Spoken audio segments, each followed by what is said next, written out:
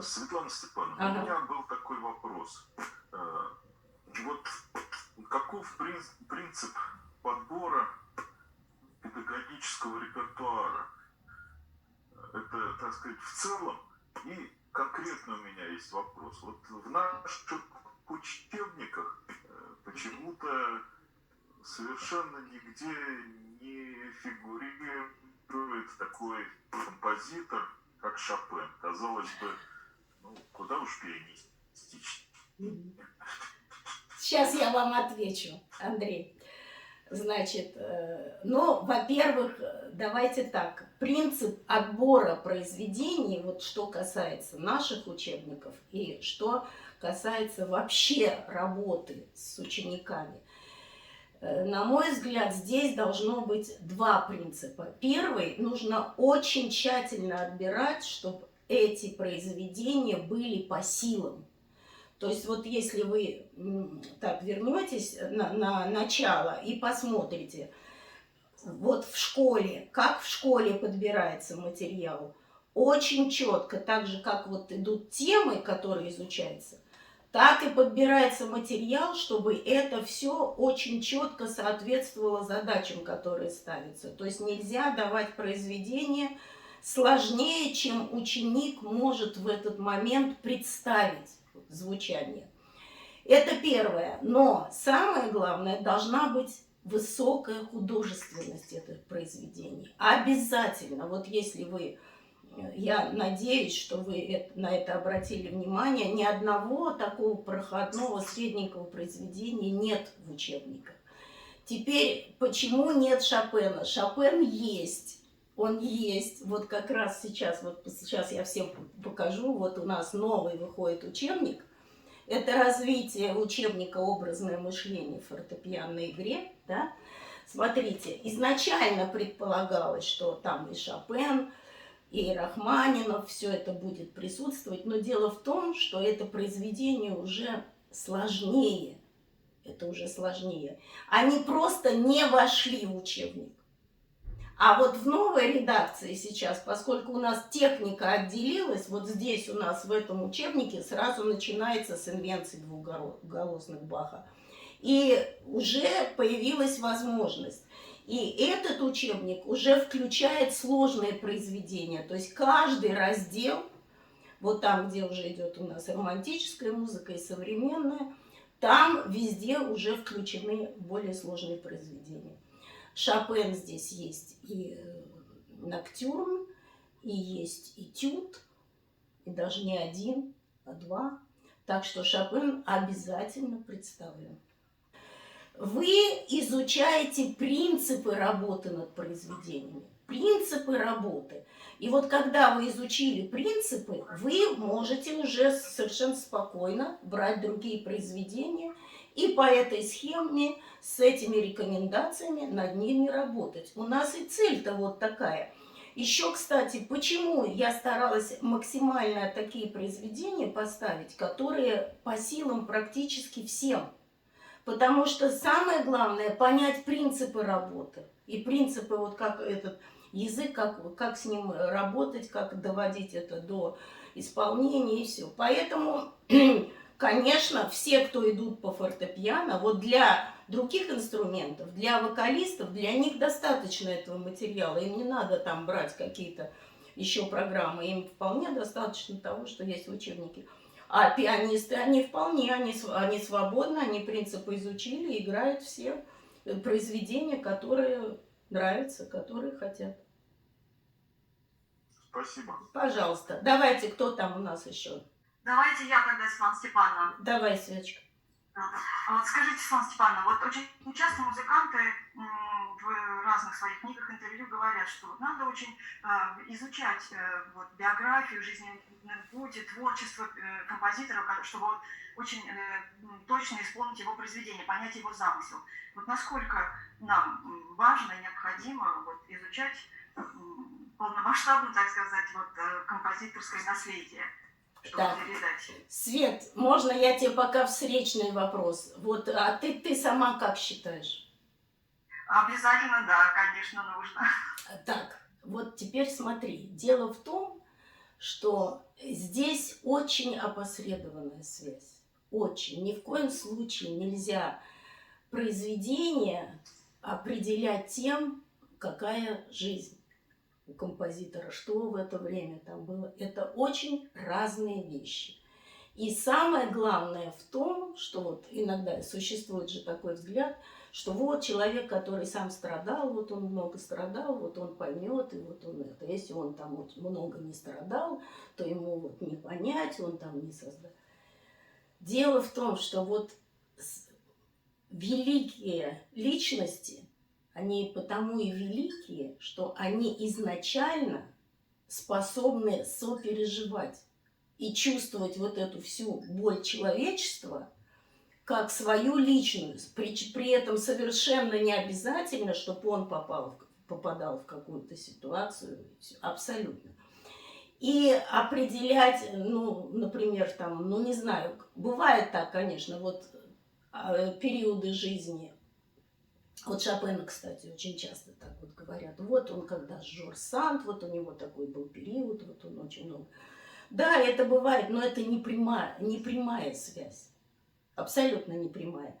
Конечно, хорошо, если вы больше произведений. Для этого у нас и существует и чтение нотных текстов. Для этого мы проводим семинары, чтобы пообщаться с каждым композитором поближе, понять его творчество и все.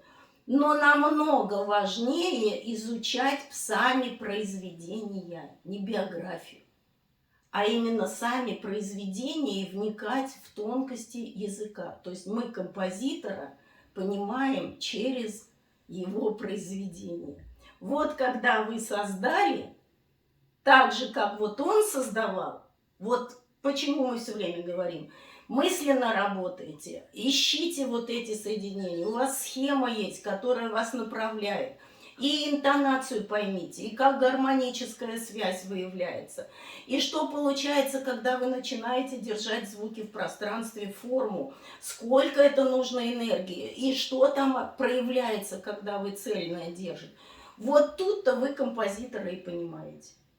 А то, что вы узнали, как он жил, куда, в каком городе, где его жена, там дети или что, это, ну, практически это ничего не дает для понимания именно его языка. Это только так, внешние атрибуты, которые, ну, хорошо, если в курсе, так, то, ну, как обыкновенный культурный человек, то есть он должен там представлять, что и как было, и не более того.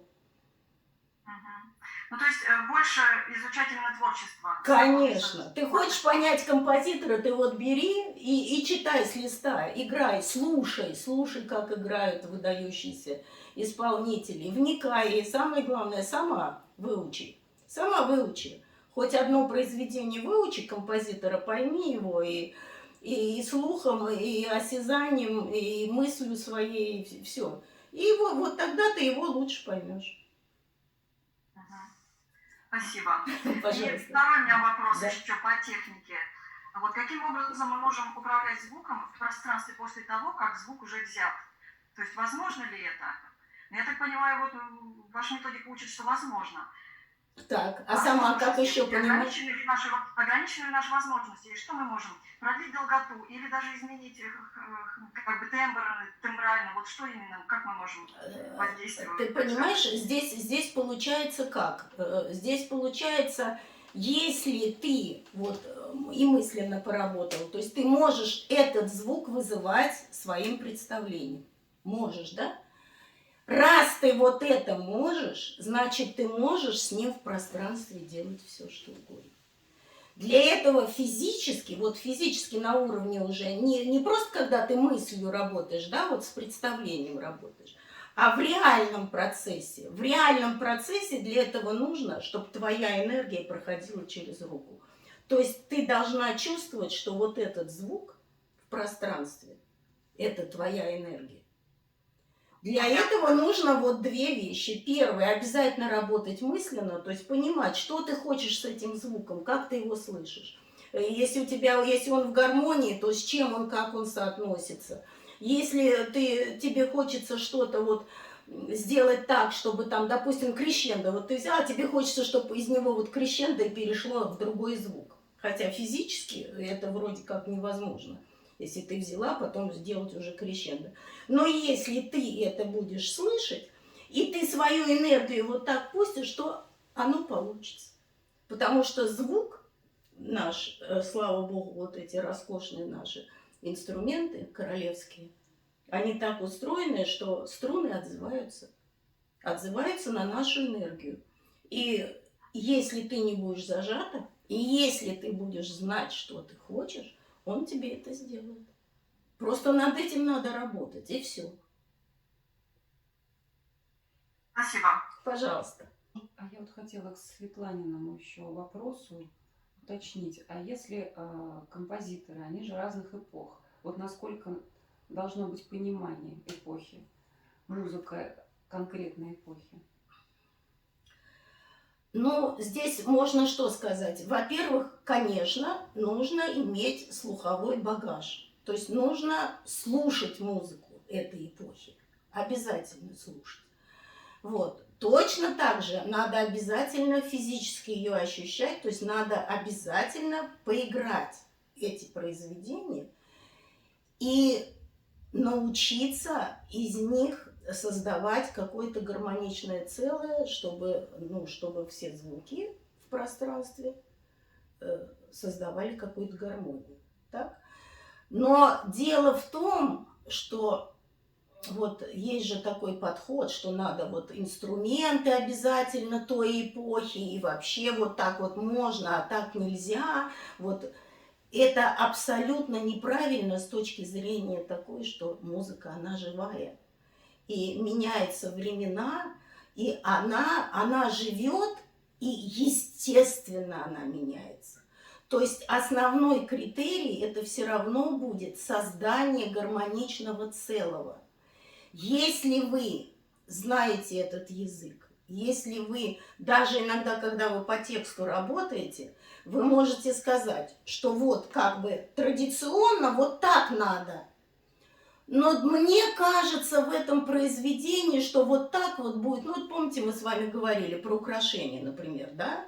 Вот как, если в эпохе барокко все-таки вот традиционно там сильный первый звук украшения должен сильную долю, а там все равно миллион всяких вариантов. И когда человек свободно играет, он может по-разному пользоваться. Другое дело, что когда исполнитель знает эту музыку, то он, естественно, и его подход будет более серьезный, более глубокий, но он все равно вполне может делать так, как ему хочется, чтобы создать какой-то гармоничный образ. Так что здесь опять-таки все зависит от двух вещей. Первое, надо знать, надо и слушать много, и играть много. Вот. И второе, нужно уметь создавать свой гармоничный образ. Я сейчас отвечу на вопрос Наташи Маланиной. У нее был вот такой вопрос.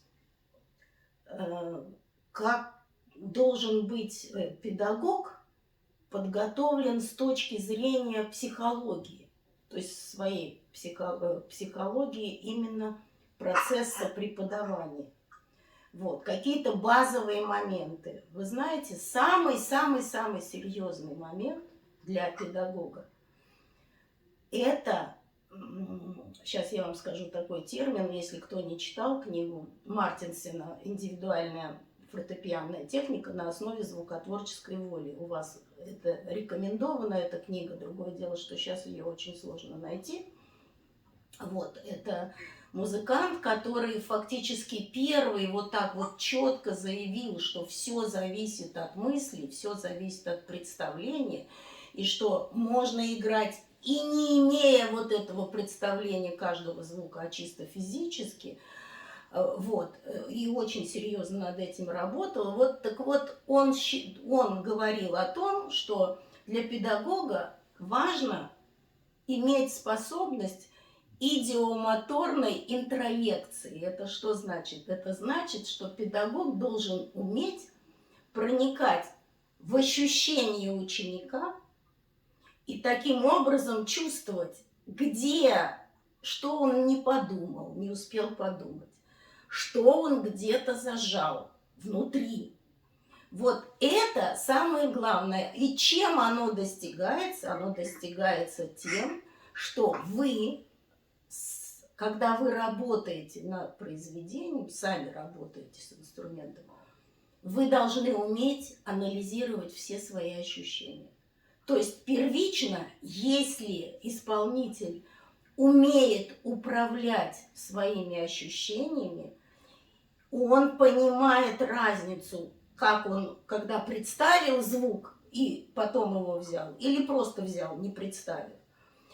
Тогда он сможет и на ученике это почувствовать. Для этого только просто надо вместе с учеником думать звуками и думать, что происходит. Точно так же, когда мы технику делаем, да, помните, мы же расчленяем все ощущения, что у нас в пальцах, что у нас в руке, какое осязание, и все. Вот это самая-самая важная особенность педагога. Без этого вы никогда из ученика не сделаете творческую личность. Ну, в лучшем случае он будет копировать, будет просто повторять, что вы делаете. Саша Миронов спрашивал. Значит, у него вопрос звучал так. Что делать, если у ученика зажимается рука, когда переходит она в позицию близко к черным клавишам? То есть, видимо, имеется в виду вот сюда, когда черные берут, и рука уже уходит вот сюда. Значит, смотрите, здесь первоначально, здесь дело не в черных клавишах. Здесь дело вот в чем. Дело в том, что когда мы сажаем ученика за инструмент, вот даже просто первый раз, да, когда мы сажаем его, мы ему что объясняем? Давайте сейчас все вспомним, да? Значит, мы ему объясняем, что у нас здесь. Вот инструмент, вот у нас есть клавиша, да? Вот клавиша, она двигается. Там, с другой стороны, она связана с молоточком. Молоточек ударяет по струне, и идет звук. Вот это можно попробовать. То есть, ну, для этого надо чуть-чуть, вот палец почувствовал, подвигать клавиши и почувствовать вот этот момент, когда появляется звук. И еще туда хорошо посмотреть. Так, вот это мы объяснили. И потом, что еще очень важно, когда мы уже говорим, как играть, да, что мы делаем? Вспоминаем. Мы обязательно говорим, что это твоя энергия, да, которая проходит. Энергия, чтобы она была в руках, вообще в теле, надо обязательно включать что? Спину. Обязательно, потому что там база. Вот мы включаем под лопатками. Рука у нас лежит. И смотрите что. И вот мы представляем, что у нас клавиша вниз, молоточек наверх. Вот туда идет энергия. То есть как бы мы опираемся на ладошку, и тогда пальцы у нас свободные. Вот это очень важно. Теперь смотрите, что у нас получается. Если у нас не вот так вот рука, так же тоже очень часто учат, именно вот так вот, и опора на пальцы. А здесь у нас опора в ладошку. И пальцы у нас свободно шевелятся. И если мы еще делаем так, чтобы у нас вот почувствовать каждый палец, вот мы положили руку, да, и дальше начинаем. Вот у нас первый палец, вот у нас второй работает, вот третий. Вот так вот попробовать, чтобы ученик почувствовал, что такое, когда работают пальцы. Вот это база, это база. Теперь смотрите. Вот что на белое мы положили, вот на белое опять спину проверили, ноги еще не забывайте, да? И вот у нас работают пальцы, можно сделать вот так, чтобы почувствовать, да, с замахом, вот. И каждый раз, когда мы взяли звук, надо проверять, что все, действие закончено, активна только спина, и мы проверяем, как энергия проходит через руку. То же самое на черных нотах. Вы вспомните, мы по учебнику, да, если кто вот в записи проверял уроки, да, там как изучаются штрихи? Они все показаны на черных клавишах. На черных, чтобы ученик не боялся белых, черных. И все, и точно так же вот лежит рука, и вот, пожалуйста, вот работает каждый палец. И каждый раз он взял, и все. Когда вот это вот почувствовали, можно прямо дальше просто мельче движение. Палец гладит немножечко к себе, и все. Только не надо форсировать. Вот звук форсировать не надо, потому что иначе невозможно почувствовать, как палец работает сам. Вот. И запомните, что всегда любой зажим нужно раскручивать до истоков движения. Никогда просто не поправляйте уже в момент, вот когда играет ученик и просто уже играет какое-то произведение, у него зажим. Вот не играть надо, а надо вернуться, разобраться, что работает. Рука, когда у нас там ноль легато, да, там рука работает. Вот, какой штрих, что совершает, какое действие совершает рука, какое действие совершает палец. И к тому же еще не надо забывать, что нужно еще представить звук и стремиться энергию послать в струну. Вот это тоже очень важно, потому что вы же закрепляете ощущение в пальце с представляемым звуком. Вот. И если вы будете раскручивать до начала, а там еще, если он палец не чувствует, у вас же есть еще гимнастика, да, то есть еще дальше уходить надо гимнастику, чтобы ученик палец просто чувствовал, чтобы он сустав каждый чувствовал, то тогда любой дефект, он устраняется. Именно помните, на самое простое действие нужно направить внимание, раскрутить на самое начало.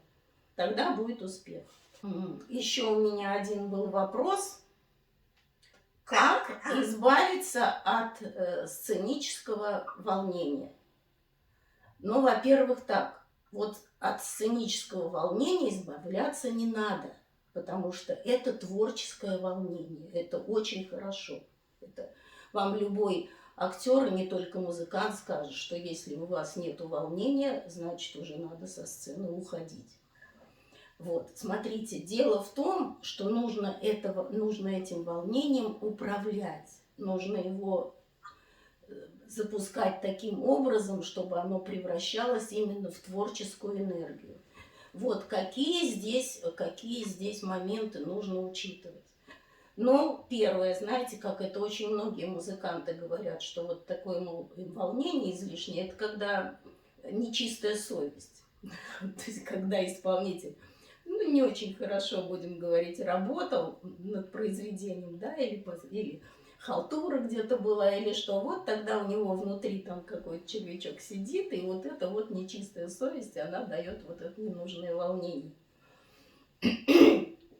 Но это одно, значит, ну это так уже, это уже не исправить. Другое дело, что уже как есть, так и есть.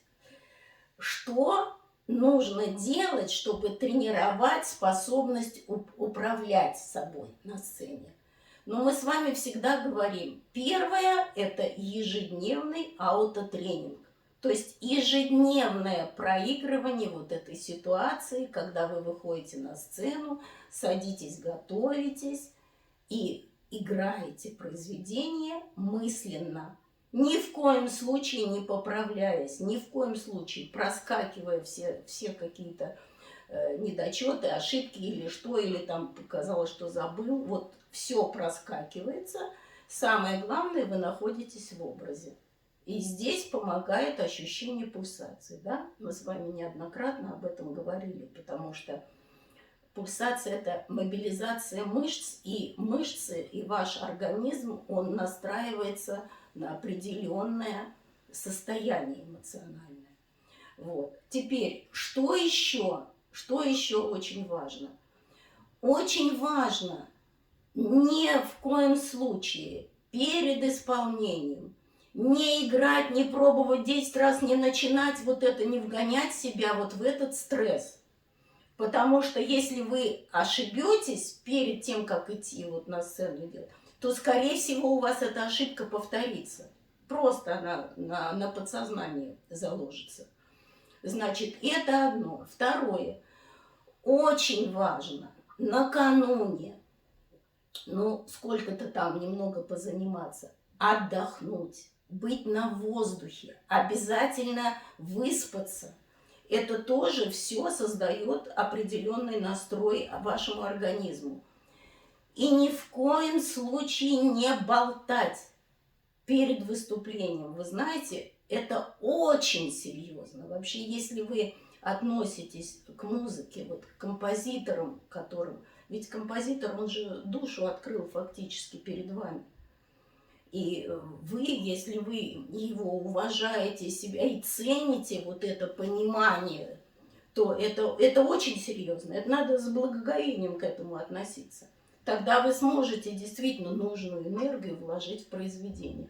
Так что ни в коем случае не отвлекаться ни на какие бытовые вещи, не болтать. Очень серьезно и сосредоточенно быть. И тогда я вас уверяю, что у вас наработается, и вы будете получать только удовольствие от сцены.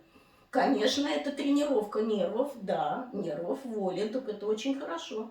Это вам и по жизни всем пригодится. Спасибо.